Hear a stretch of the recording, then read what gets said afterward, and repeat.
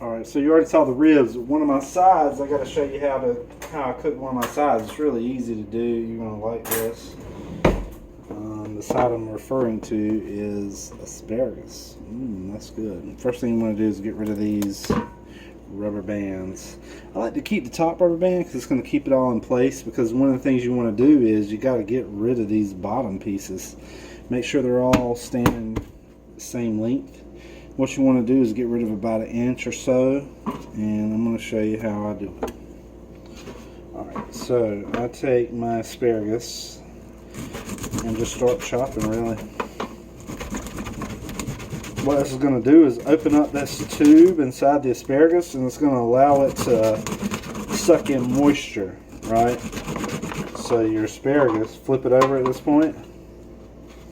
So your asparagus is going to be nice and juicy. It's not going to be all dried out or hard.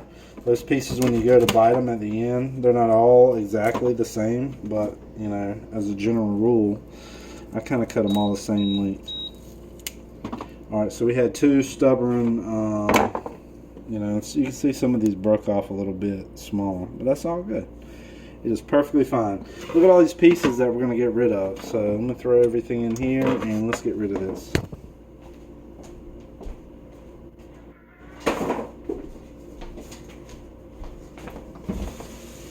Alright, so one thing I'm going to do is I'm going to put some aluminum foil down. I just rinsed out those extra pieces, and I'm going to take these rubber bands off. See, they're all the same length. I'm going to take the rubber band off, and I'm going to rinse it because you never know who's touched these. There's all kinds of people that have been involved with touching these. I know it's going to get up to temperature, but you know, my mind's just telling me it's a good idea to rinse it. Alright, so we've rinsed our asparagus. I'm going to set it down here temporarily.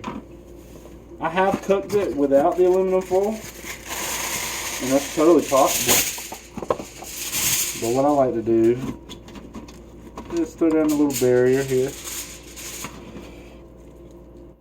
going to lock in the juices too.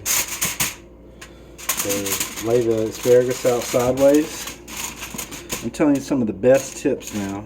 I mean, obviously you're going to have your own way of doing it, but this to me has always been a winner. Next thing I'm going to do is I'm going to drizzle this with olive oil. Back and forth with olive oil. Especially hitting these heads up here. Alright, next you want to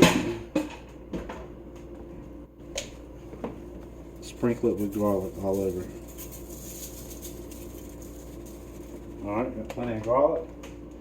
Now we want to do roasted garlic and herb.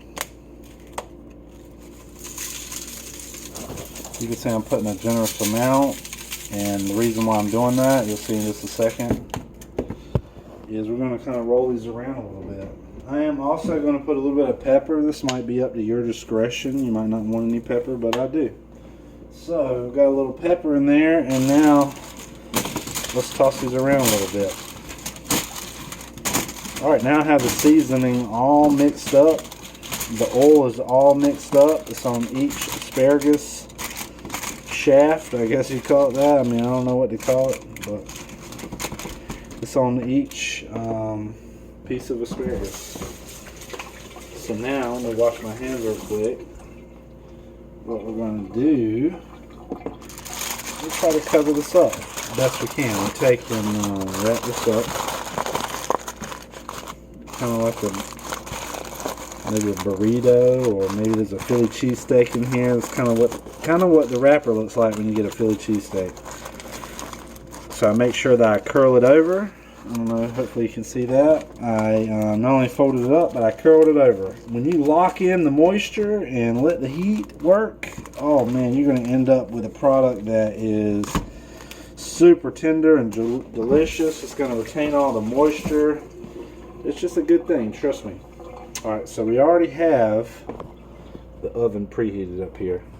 And the ribs, I checked on the ribs are good. I just put the barbecue sauce on there. It's not going to be long at all.